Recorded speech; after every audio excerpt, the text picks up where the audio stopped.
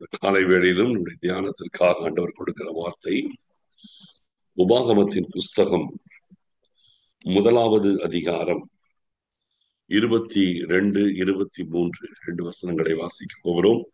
உபாகமத்தின் புஸ்தகம் 1 அதிகாரம் 22, 23. அப்பொழுது நீங்கள் எல்லாரும் என்னிடத்தில் வந்து நமக்காக அந்த தேசத்தை சோதித்து பார்க்கவும், நாம் இன்ன வழியாய் அதில் சென்று இன்ன பட்டணங்களுக்கு போகலாம் என்று நமக்கு மறு செய்தி கொண்டு வரவும் நமக்கு முன்பாக மனிதரை அனுப்புவோம் என்றீர்கள். அது எனக்கு நன்றாய் கண்டது. கோத்திரத்திற்கு ஒருவனாக 12 மனிதரை தெரிந்து கொண்டு அனுப்பினேன். மோசேயின் ஸ்டேட்மெண்ட் இது. உபாகமத்தின் புஸ்தகம் என்பது மோசே தன்னுடைய வாழ்க்கை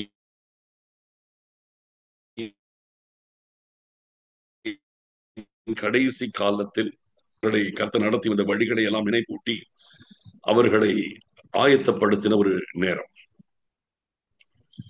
இந்த இடத்திலே மோசே தன்னுடைய வாழ்க்கையின் கடைசி காலம், கிட்டத்தட்ட 120 வயசு ஆகிற இந்த நேரத்திலே அவர் பேசின காரியங்கள் தான் இந்த புஸ்தகத்தில் இருக்கிறது. இப்பொழுது 40 வருஷங்களுக்கு முன்பாக நடந்த ஒரு சம்பவத்தை மோசே இந்த இடத்துல நினைவு கூறுகிறார். 40 வருஷத்துக்கு முன்னால் நடந்தது. இங்கே என்ன நடக்கிறதுனா, எகிப்தின் அடிமைத்தனத்தை விட்டு புறப்பட்டு 100வது நாள், கிட்டத்தட்ட 100 நாள்ல அவர்கள் கானான் வாசலுக்கு வந்துட்டாங்க. ஆண்டவர் அவர்களை கொண்டு வந்த இடம் அவ்வளவு நேரம் தான். 100 நாட்கள்லயே கானான் வாசலுக்கு வந்தாச்சு. கானான் வாசலுக்கு வந்த பிறகு இனி தேசத்தை சுதந்தரிக்கணும். தேசத்தை அப்படியே போய் உள்ள என்றாயிட முடியாது. அந்த தேசத்திற்குள் நிறைய ஜாதிகள், 7 விதமான ஜாதிகள் இருக்கிறாங்க. அவர்களோடு யுத்தம் செய்து அவர்களை துரத்தி அதன் பிறகுதான் அந்த இடத்தை இவர்கள் பிடிக்கணும். இது ஆபிரகாம் நடந்த தேசம். ஆபிரகாம் கால் மீதிக்கும் பொழுது கர்த்தர் இதையெல்லாம் உனக்கு தருவேன், உன் சந்ததிக்கு தருவேன் என்று சொன்னது. ஆனால் இப்பொழுது புறஜாதிகள் அந்த இடத்தை ஆக்கிரமித்திருக்கிறாங்க. ஆக்கிரமிக்கப்பட்ட அந்த இடத்தை புறஜாதிகளை, அந்த 7 ஜாதிகளை துரத்திவிட்டு ஆபிரகாமுக்கு கர்த்தர் வாக்கு கொடுத்ததை அவருடைய சந்ததியாய் இருக்கிற இஸ்ரவேல் ஜனங்கள் சுதந்தரிக்கணும். ஆனால் இப்ப அது யுத்தம் செய்துதான் சுதந்தரிக்கணும். இப்படிப்பட்ட ஒரு நிலைமை இருக்கும் பொழுது இப்பொழுது அந்த தேசம் முழுவதையும் புறஜாதிகள், 7 விதமான ஜாதிகள் அந்த இடத்தை ஆக்கிரமித்திருக்கிறாங்க டோட்டலா. இப்பொழுது அந்த தேசம் முழுவதும் அரணிப்பான பட்டணங்களா இருக்குது. ஆபிரகாம் நடந்த போது அது வனாந்தரமா இருந்துச்சு, அதுல ஒண்ணும் இல்லை. ஈசாக்கு நடந்த பொழுது அந்த இடத்துல பார்க்கும் பொழுது அங்காங்கே துறவுகளை வெட்டினார். அங்காங்கே அப்பதான் ஒரு செட்டில்மெண்ட் கொஞ்சம் கொஞ்சம் இருந்துச்சு.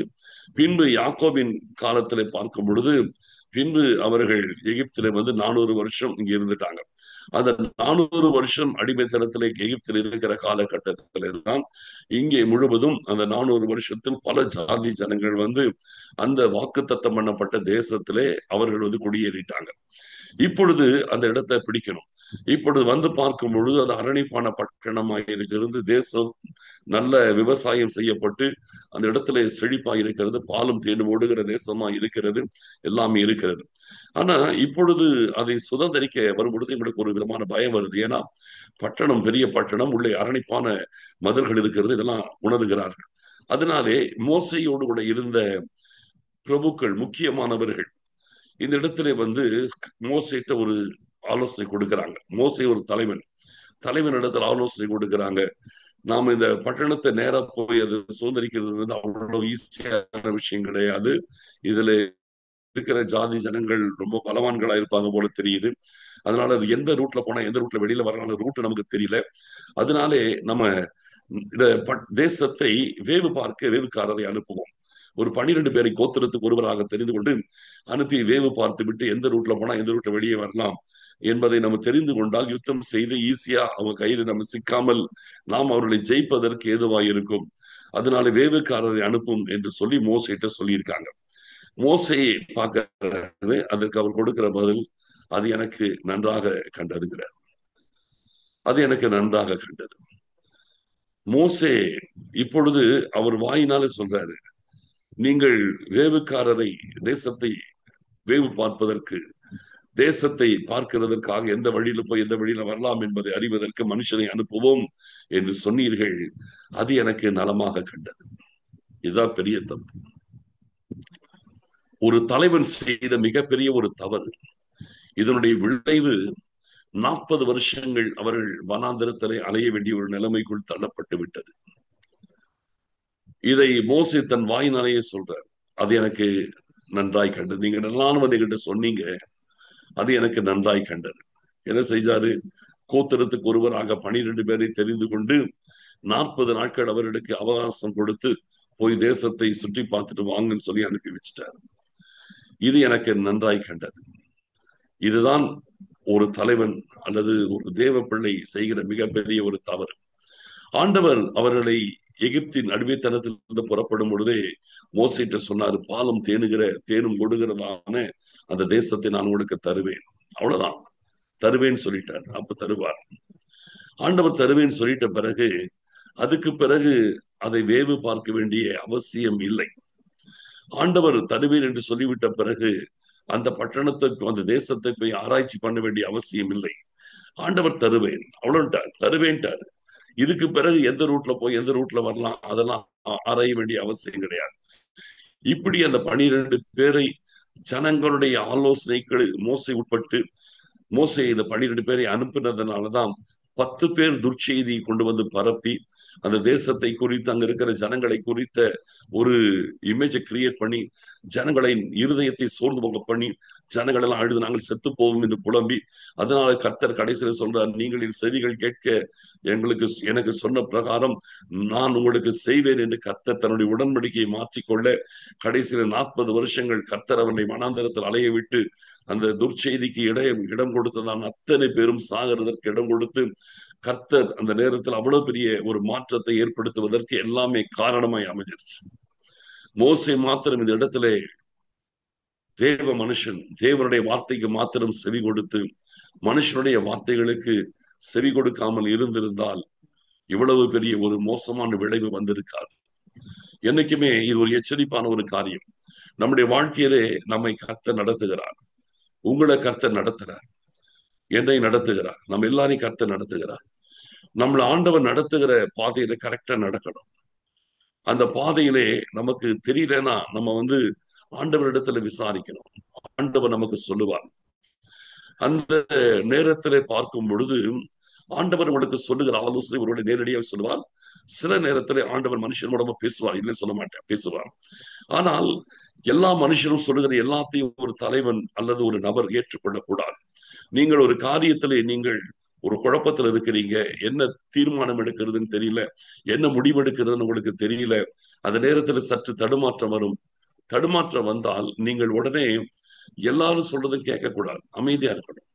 ஆண்டவருடைய சமூகத்தில் அமைதியா இருக்கணும். நீங்கள் அமர்ந்திருந்து நானே தேவன் என்று அறிந்து கொள்ளுகின்றார், நான் உண்மையில் என் கண்ணை வைத்து உனக்கு ஆலோசனை சொல்லுவேன்றார்.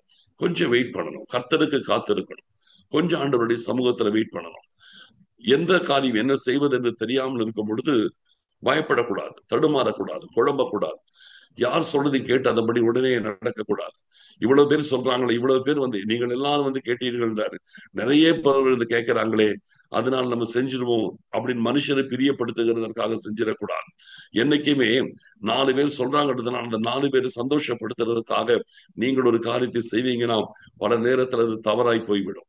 இவங்க சொல்றாங்களே, இதை செய்யாம போன இவங்க என்ன நினைப்பாங்க என்று சொல்லி நீங்க நினைச்ச ஒரு காரியத்தை செய்வீங்களானால் அது உங்களுக்கு தவறாய் போய்விடும். நீங்க அந்த காரியத்தை செய்ய கர்த்தர் விரும்பி இருக்க மாட்டார்.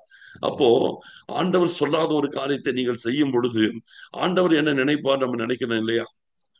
இவங்க சொல்றதை நம்ம செய்யலன்னா இவங்க என்ன நினைப்பார் நினைக்கிறோம். இப்போ இந்த காரியத்தை செய்வதனாலே ஆண்டவர் என்ன நினைப்பார் நம்ம யோசிக்கிறோமா? நல்லா கவனிக்கணும். ஆண்டவர் ஒருவரை நம்மை நடத்த வேண்டும். எந்த ஒரு காரியமாக இருக்கட்டுமே ஆண்டவர் நம்மை நடத்தணும். சில நேரத்துல பார்க்கும் பொழுது ஆண்டவர் மனுஷன் மூலம் ஆலோசனை கொடுப்பார், இல்லைன்னு சொல்ல மாட்டேன். ஆனால் அந்த காரியத்துல தேவ அங்கீகாரம் இருக்கிறத நம்ம புரியணும். மோசையுடைய வாழ்க்கையிலே நான் இன்னொரு சம்பவத்தை நான் சொல்றேன் பாருங்க. இப்ப என்ன படிக்க வேண்டாம், நான் அப்படியே சொல்லிட்டே போறேன். யாத்திராகமத்தின் புஸ்தகத்திலே 18ஆம் அதிகாரத்தை நீங்க அப்புறமா நிதானம் எடுத்து படிச்சு பாருங்க. அங்கே பார்க்கும் பொழுது மோசே இப்பொழுது எகிப்தை விட்டு வருகிறதான ஒரு சூழ்நிலை வந்தாச்சு. எகிப்தை விட்டு ஜனங்களை வெளியே கொண்டு வந்தாச்சு. அப்பொழுது ஒரு நாள் இப்பொழுது அந்த தேசத்தை விட்டு புறப்பட்டு வெளியில கிளம்பிய நேரம் அவனுடைய மாமனாகி எத்திரோ வருகிறார். தன்னுடைய மோசையுடைய மனைவி மற்றும் பிள்ளைகள் எல்லாம் கூட்டிட்டு வந்து இவங்க எல்லாம் ஒன்னா இருக்கிறாங்க. அப்பொழுது ஒரு நாள் அவருடைய மாமனாகி எத்திரோ ஒரு காரியத்தை கவனிக்கிறார். சனங்கள் அப்படியே பெரிய வரிசையில நிக்கிறாங்க. மோசை காலையிலிருந்து சாயங்காலம் வரைக்கும் உட்கார்ந்துட்டு இருக்கிறார். ஜனங்கள் வந்து பெரிய கியூன்னு காலையில இருந்து சாயங்காலம் வரைக்கும் மோசிட்ட பேசுறாங்க பேசுறாங்க பேசுறாங்க. ஒவ்வொருத்தருக்கும் பேசிட்டு இருக்கிறாரு, ஒவ்வொருத்தருக்கும் பதில் சொல்லிட்டே இருக்கிறாரு. இதை பார்த்த உடனே இந்த மாமனார் எத்திரோ, அவர் ஒரு பெரிய தேவ மனுஷன்லாம் சொல்ல முடியாது. ஆனால் இதை பார்த்து கேட்கிறார், நீ என்ன பண்ணிட்டு இருக்கிற? மருமகனை பார்த்து நீ என்ன பண்ணிட்டு இருக்கிற? இல்ல, ஜனங்கள் தங்களுடைய பிரச்சனைக்காக என்கிட்ட விசாரிக்க வந்திருக்கிறாங்க, அதனால நான் அவர்களுக்கு பதில் சொல்லிட்டு இருக்கிறேன். கர்த்தருடைய வாக்கை நான் சொல்லிட்டு இருக்கிறேன். அவருடைய பிரச்சனைகளை சொல்லும் பொழுது நான் அவர்களுக்கு ஆண்டவருடைய சமூகத்தில் பதிலை பெற்று கொடுத்துட்டு இருக்கிறேன் அப்படிங்கிறார். உடனே எத்திரோ சொல்றாரு, இது உனக்கு முடியாது. இவ்வளவு ஜனங்கள் காலையிலிருந்து சாயங்காலம் வரைக்கும் உனக்காக நிக்கிறாங்க. அவங்களுக்கும் எவ்வளவு கஷ்டம், உனக்கும் எவ்வளவு கஷ்டம். இது சரி வராது, இது நல்லதில்லை. நீ என்ன செய்ய? ஜனங்களை 10 பேருக்கு அதிபதி, 50 பேருக்கு அதிபதி, 100 பேருக்கு அதிபதிகளை ஏற்படுத்து. அப்படி அதிபதிகளை ஏற்படுத்தி சின்ன காரியங்களை அவங்களை விசாரிக்கட்டும். அந்த 10 பேருக்கு அதிபதி விசாரிக்கட்டும், 50 பேருக்கு அதிபதி, அடுத்தது 50 பேருக்கு அதிபதி விசாரிக்கட்டும், 100 பேருக்கு அதிபதியா இருக்க விசாரிக்கட்டும். அவங்க எல்லாரும் விசாரித்து ஒண்ணுமே சொல்ல முடியாத காரியம், அவங்க சால்வ் பண்ண முடியாத காரியத்தை உங்ககிட்ட கொண்டு வரட்டும். அப்பொழுது நீ அவங்களுக்கு பதில் சொன்னா போதும். இப்படி எல்லாருடைய சுமையை நீ தூக்கி சுமந்து நான் சீக்கிரம் சோர்ந்து போயிடுவப்பா, உன்னால முடியாது என்று அவனுடைய மாமனாகிய எத்தனை ஒரு ஆலோசனை கொடுக்கிறார். அதை மோசே அப்படியே இம்ப்ளிமெண்ட் பண்றார். அது நல்லது. அது தேவ ஆலோசனையா இருந்தது. அது தேவ ஆலோசனை. அப்ப அந்த தேவ ஆலோசனையா இருந்து அந்த காரியத்தை செஞ்சாங்க. இது தவறு இல்லை. அது ஆண்டவர் அந்த இடத்துல இந்த ஆலோசனையை எத்திரோ மூலமாய் கொடுக்க வைத்து அதை மோசேக்கு நல்ல விதத்திலே அட்மினிஸ்ட்ரேட் பண்ணுவதற்கு ஏற்படுகிறார். அதைத்தான் இன்றைக்கு வரைக்கும் பல சபைகளில கேன்சல் என்ற பெயர்ல அதை அப்ளை பண்ணிட்டு இருக்கிறாங்க. அந்த கான்செப்ட் தான் இன்னைக்கு வரைக்கும் அப்ளை பண்ணிட்டு இருக்கிறாங்க. அப்போ நல்லா கவனிக்கணும். இது கர்த்தர் ஒரு மனுஷன் மூலமா ஆலோசனை கொடுக்கிறார்.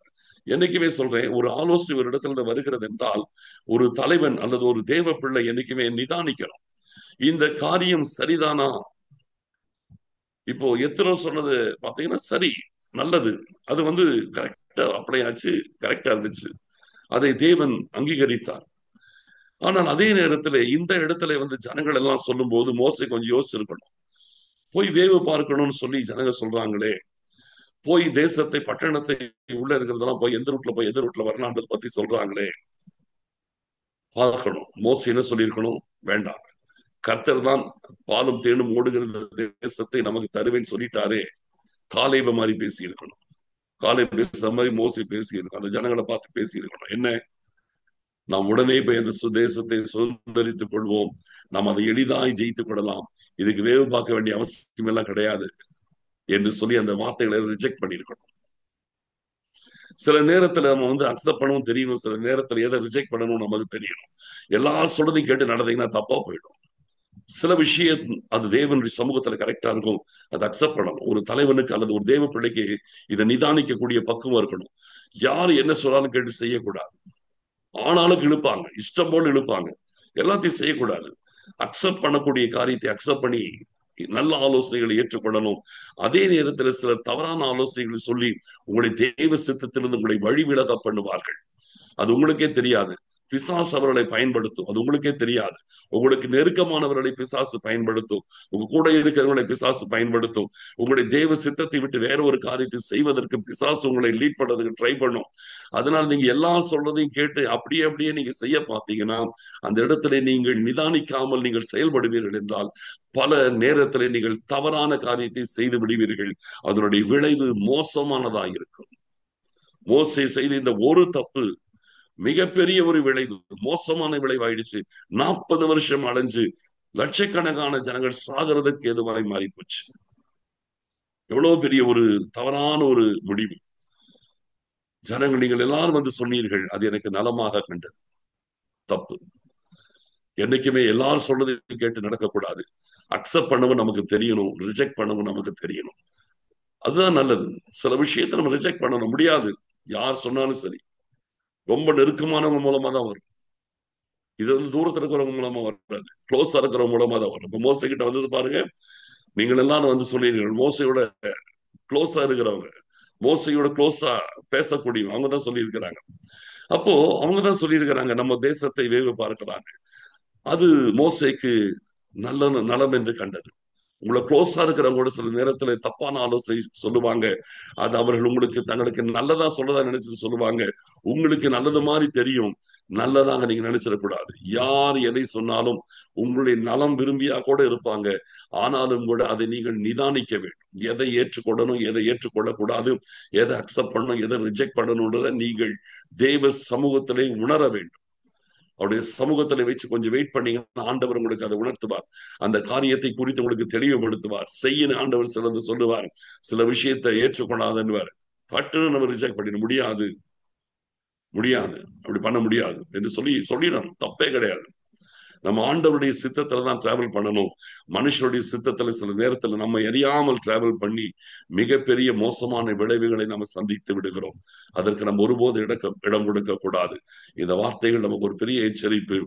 நீங்கள் எல்லாரும் என்னிடத்துல வந்து தேசத்தை வேவு பார்க்க இன்ன வழியாய் போய் இன்ன வழியாய் வரலாம் என்று சொல்லி அதை வேவு பார்க்க ஆட்களை அனுப்பவும் என்றீர்கள். அது எனக்கு நலமாக கண்டது இல்லை. அப்படி வரக்கூடாது. இன்னைக்கு நம்முடைய வாழ்க்கையில் இந்த தெளிவு நமக்கு இருக்கணும். அப்பொழுது கர்த்தர் நம்மை நேர்த்தியாய் நடத்துவார். ஜெபிக்கலாம். ஸ்தோத்திரம் ஆண்டவரே, எங்கள் அருமையான பரிசுத்தம் உள்ள பிதாவே, எங்கள் வாழ்க்கையிலே தேவரீர் நீங்க ஒருவரே எங்களை நடத்த வேண்டும் அப்பா. நீங்க நேரடியாக எங்களை நடத்துவீங்க. சில நேரத்தில் சில மனுஷ ஆலோசனைகளை கொடுத்தும் ஆண்டவரை நடத்துவீங்க. ஆனால் எல்லா ஆலோசனைகளும் அது உங்களால் மாத்திரம் வருகிறது என்று சொல்லி ஆண்டவரே நாங்கள் நினைக்க கூடாது. சில நேரத்திலே பிசாசும் சில நெருக்கமானவர்கள் மூலமாக சில தவறான ஆலோசனைகளை சொல்லி எங்களை உங்களுடைய சித்தத்தை விட்டு வழி விலகி போக செய்வதற்கு காரியங்கள் உண்டப்பா. இதில் நாங்கள் தெளிவுள்ளவர்களாய் நடக்க எங்களுக்கு உதவி செய்யுங்க. உடைய சித்தத்துக்கு மாறாக எதையும் செய்யாதபடி எங்கள் ஆண்டவர் எங்களை காத்துக் கொள்வதற்காக சோத்திரம். எங்களை தாழ்த்தி ஒப்புக்கொடுக்கிறோம். இந்த தவறை மோசே செய்த இந்த தவறை எங்கள் வாழ்க்கையில் நாங்கள் ஒருபோதும் செய்யாதபடிக்கு எங்களை பாதுகாப்பதற்காக சோத்திரம் ஆண்டவரே. ஸ்தோத்தரிக்கிறோம், ஸ்தோத்தரிக்கிறோம், ஸ்தோத்தரிக்கிறோம். துதிகன மகிமை யாவற்றையும் நாங்கள் உமக்கு செலுத்துகிறோம். இயேசு கிறிஸ்துவின் மூலம் ஜெபிக்கிறோம் நல்ல பிதாவே, ஆமென். என் ஆத்துமாவே கர்த்தரை சோத்தரி, என் முழு உள்ளமே அவருடைய பரிசுத்த நாமத்தை சோத்தரி. என் ஆத்துமாவே கர்த்தரை சோத்தரி, அவர் செய்த சகல உபகாரங்களை மறவாதே. ஆமென்.